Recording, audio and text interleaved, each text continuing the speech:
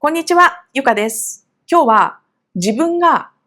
他の人が体験していないようなちょっと変わった体験、ユニークな体験、そういうのをすればするほど友達が減っていくっていうことについて話したいと思います。これはね、私が経験したことで、その友達が自分のステージが変わるほどいなくなっていくっていうのをね、今どういうふうにね、捉えて、どういうふうに自分の中で対処しているのかっていうふうなことについて話させてください。これね、結構あることだと思うんですね。いろいろなところで。大体ね、日本に生まれて、日本でずっと生活して、時々何かね、面白いイベントっていうのはあるけれども、まあまあ平穏な生活をして一生を終えるっていう人たちはね、やっぱり日本って教育のレベルが世界的にも高いし、平均的な教育を受けて、なんとなくね、考え方だとか価値観も平均化されているように私には感じて仕方がないんですよね。ただ、そうじゃない経験をした人って、やっぱり少しずつ考え方が変わるし、価値観も変わっちゃうんですよね。例えば、自分の身の回り、一番近くにいる友達を見てもらうと、自分と同じレベルの人が多いと思うんですよね。自分と同じポイントに共感するし、自分と同じポイントで面白いって思ったり、腹を立てたりとかね、これはけしからんってこう言い合ったりとかね。だから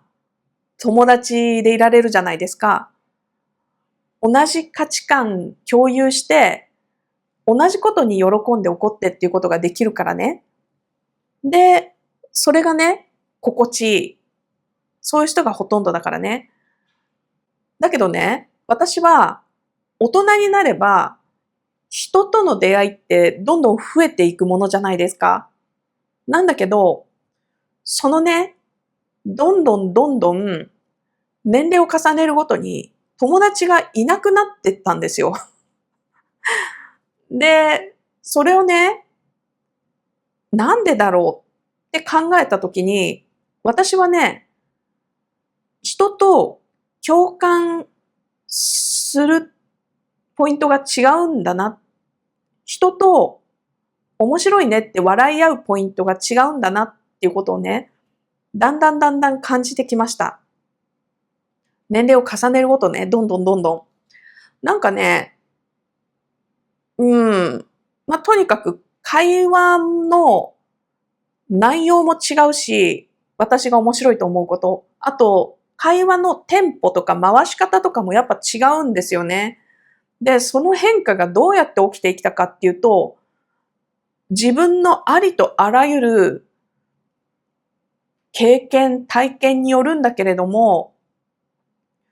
まず根底にあるのは、私の家族が、私の家族っていうのが、私がその生まれ育った子供の頃の家族って意味ね。その家族が家族ぐるみの付き合いのお友達っていうと、国際色豊かだったんですよ。いろいろな国の人たちが出入りするお家で育って、で、母親がね、そういうの好きだったのでよくパーティーとか開くんですけども、そのパーティーとかに来る人たちもいろいろだった。で、私にとっては、見た目も考え方も、この身振り手振りも、会話のこの流し方とか全部人それぞれ違うっていうのは違和感なく生きてきたんですよね。でも、学校教育っていうところにポンと入れられて、なんとなく居心地の悪さを感じるんですよね。この平均化される、この日本のこのボリュームゾーンの価値観のところに収まるようにいろいろな学習が進み、なんか、道徳っていう教科とかも日本にはあるでしょ？道徳とかね、家庭とかね。そんなね、人それぞれ家庭なんて違うはずだし、価値観も違うんだけど、日本にはそういうなんか洗脳教育があるじゃないですか。いいところもいっぱいあるんだけどね。だから日本人のこの基準値の高さだとか、質の高さっていうのがね、国際的にね、担保されるんだと思うんだけど、でも、一歩間違えると洗脳教育になっちゃうところもある。これはね、否めない事実でね。そう。で、私はね、そんなところもあって、ちょっとね、お友達全員と共感しきれないな。共感しきれないっていうか、一緒に学校に行ってるお友達と、ちょっとだけ住んでる、生活している環境が違うなっていうのに気づくんですよね。で、歩み寄る。そちら側にね。で、そのまま、ちょっとずつちょっとずつ学校生活が進んでいくんだけど、それで、私はまた、アメリカに10代の時単身で留学をしたりするんですよね。そうすると、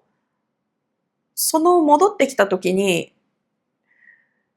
あそこそうだよね。そうそう、ここがさ、とかね。なんでもない普通の会話。例えば、10代の女の子っていうと、男の子についてとか、恋愛についてだとか、なんかそういうことを普通に話すじゃないですか。なんだけど、そこのね、そうだよね、ポイント。こういう男の子がいいよねっていうポイント、こういうデートが最高だよねっていうね、そのね、価値観もやっぱちょっと違っちゃってきたりとか、で、その、私、大学卒業した後に、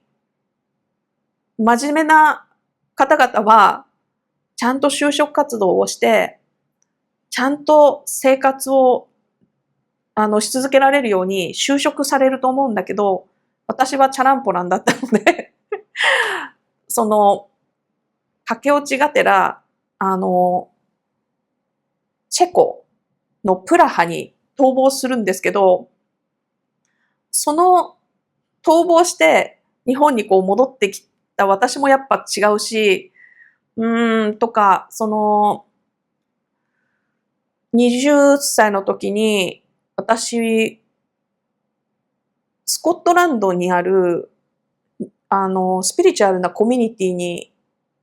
ちょっとの間住んだんですけど、1ヶ月ね。でもなんかそれも、なんか自分の中ではすごくインパクトが大きかったりだとか、なんかやっぱり、その自分の経験が他の人と話した時に、あ、そうそうそうだよね。そういう時ってこういうもんだよねっていう風なレベルで会話ができない人たちが周りに増えてっちゃったんですよね。そうすると、私はなんとなく、ぶっちゃけ面白くないんですよ。言い方は悪いけどね。共感するところが一切ないっていう風に感じちゃってて、本当になんか白黒つける性格でストイックな性格だったから、それでどんどん友達を自らこう減らしてったんですよね。声かけられても、ちょっと遠慮するって言って断ったりとか、断り続ければ向こうもなんか察して、だんだん誘わなくなったりするでしょ？で、そんな感じで、すごく友達がね、いなくなっていった。で、その状態は、私にとってはね、だんだん減っていく段階は楽しかったんですよ。っていうのが、もう、自分の周りにいる人たち、自分がコミュニケーションを取り続けて友達でいる人たちって、やっぱり世界中いろんなところを見てきたりだとか、いろんな経験をしたりだとか、異文化での自分っていうのもね、どういうふうにかでもね、認識して、自分っていうのをこう確立していったりした人だとかね、その多言語で考え事したりだとかすると、この思考回路っていうのも違うから、なんかね、そういう人たちと一緒にいるっていうことを選んだ私は、自分と同じ類の人たちね。だけといるから、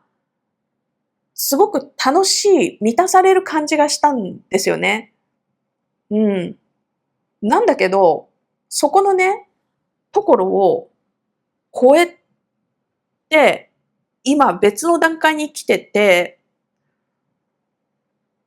私は自分と価値観が全く違う人とも、今はつながりたいな。つながるってSNS でお互いにね、お友達登録してみたら、そのレベルのね、そういうつながるって意味じゃなくって、きちんと、この会話をしたい、対話をしたい、相手がどういう風な人なんだろう、どういうところを通ってきて、何を感じて、何を考えて、その人として今あるんだろうとかね、その、今まで私が友達じゃないって認識してきた人たちのことも知りたいって思ってる段階で、それね、あの、結構これ聞いてる人って、実はね、同じこと考えてる人いるんじゃないかなって思うんですよね。ユニークが経験して友達って共感できる友達がいなくなってとかって私みたいな話じゃなくても、この、なんとなくね、今まで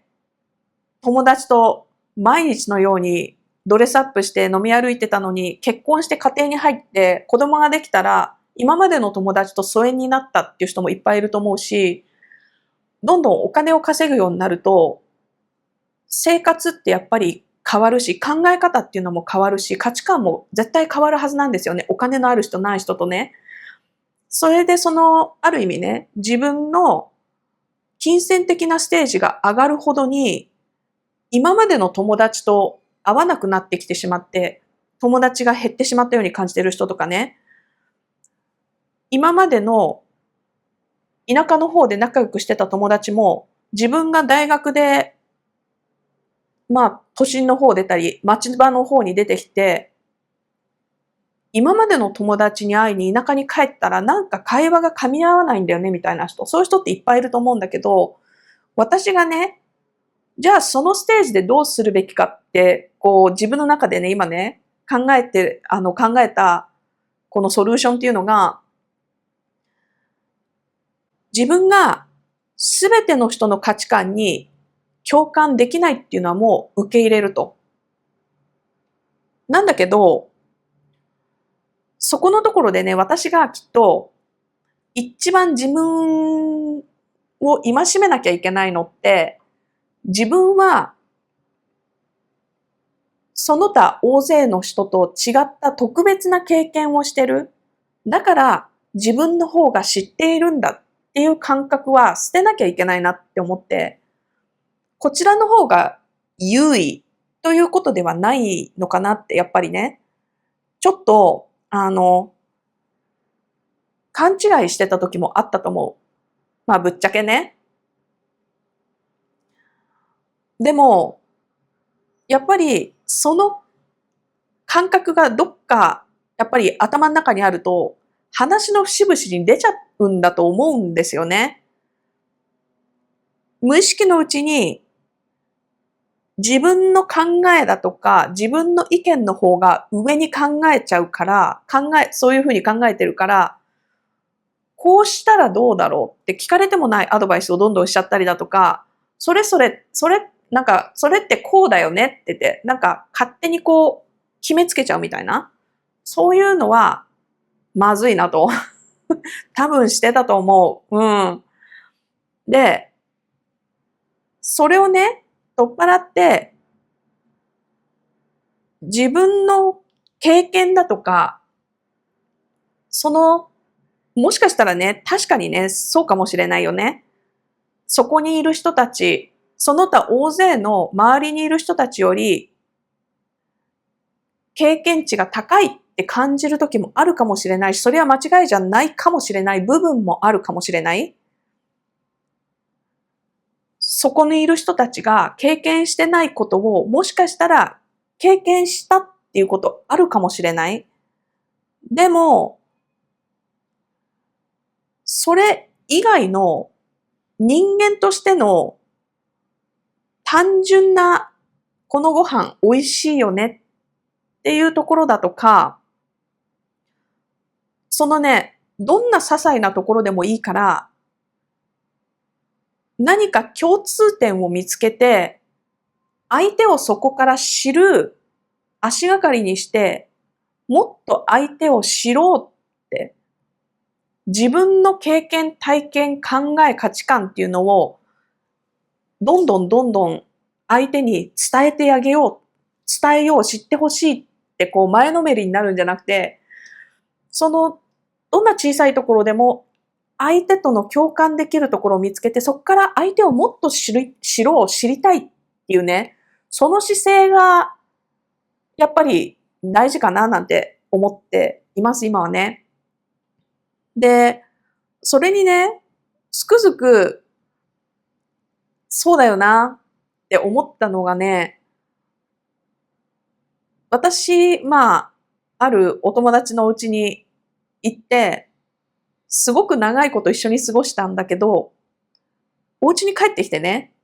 娘にその人と何話したのかって聞かれたら何にも答えられなかったんですよ。本当にほとんど何喋ってたかわかんないみたいな。そう。でね、でもすごく楽しかったんですよね。その人と過ごした時間が。で、それどういうことかって考えたら、私、すごく大きな期待をせずにお友達になった関係なんですね。お互いにそうだと思う。ちょっとしたきっかけがあって、その小さな接点があるからお友達になった人だから、お互いに大きな期待をせず、で、ちょっとの期間、探り合いをして、どんな食べ物が好きなんだろうってお互いにやりとりをして、っていうのが私は日本人で、先方はね、違うので、で、そこのところで、合わないところもあるんですよ。って思う価値観も、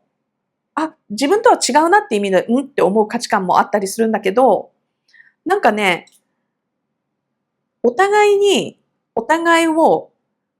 無理することなく、ゆっくり知り合っていって、そこから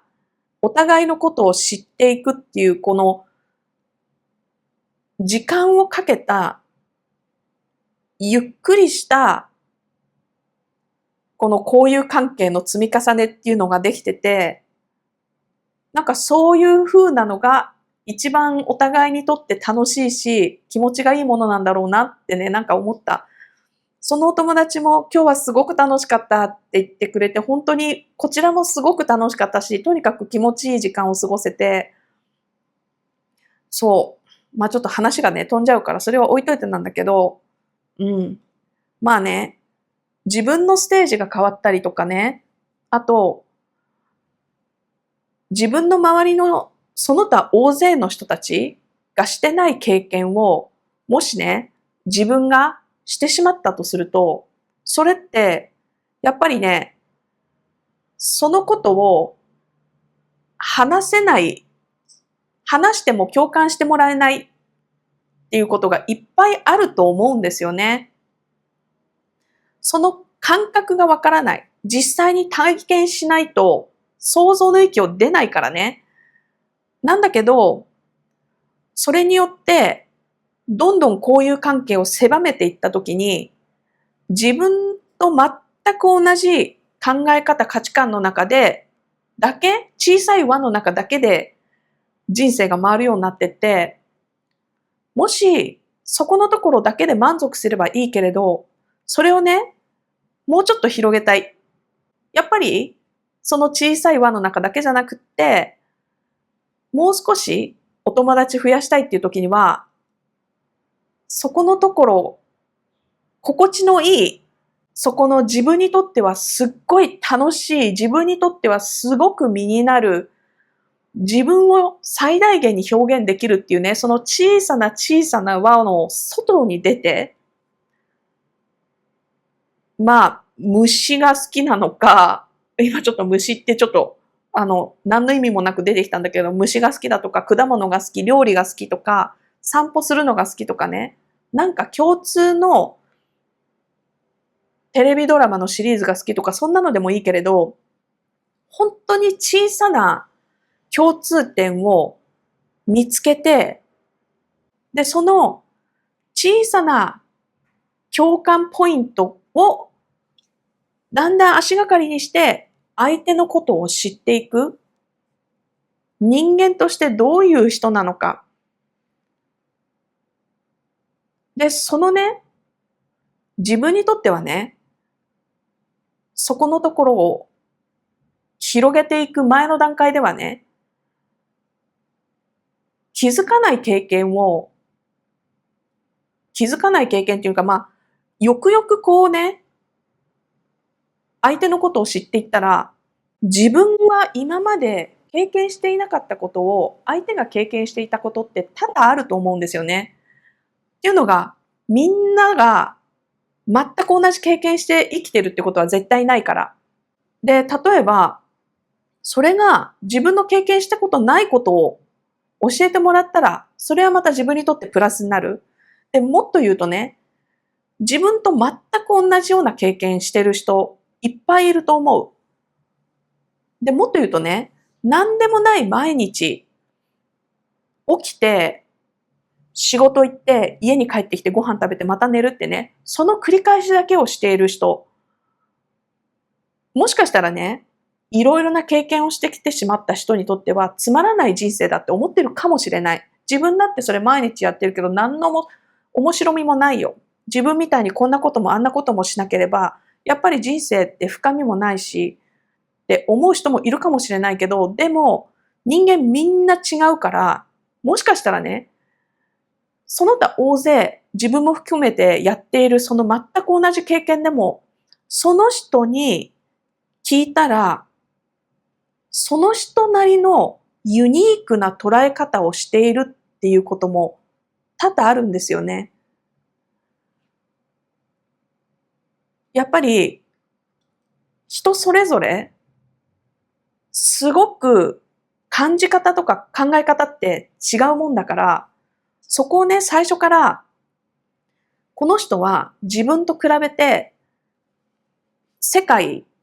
ね、海外いろんなところ行ったことないから、あるいはこういう経験ないからとかね、そういうのがないからって面白くないって決めつけたら、すごくもったいなくて、その人が何を考えてどういうことを感じているかっていうのを知るってことは、自分も追体験して、そのイメージだけになっちゃうけれども、その追体験を自分のものにね、ある意味できる読書とかね、映画を見たりだとかと同じことが体験できると思う。だからどんなに自分にとってはね、共感ポイントがない、つまらないって思う人でも、その人がどんな人なのか、どんな人生を送ってきたのかってね、聞くことってすごく大きな意味があるなってね、最近そのね、誰とでも、とりあえず軽く話してみるっていうことのね、大きな意味に気づき始めています。はい。ということでした。今日も聞いてくれてありがとう。じゃあねー。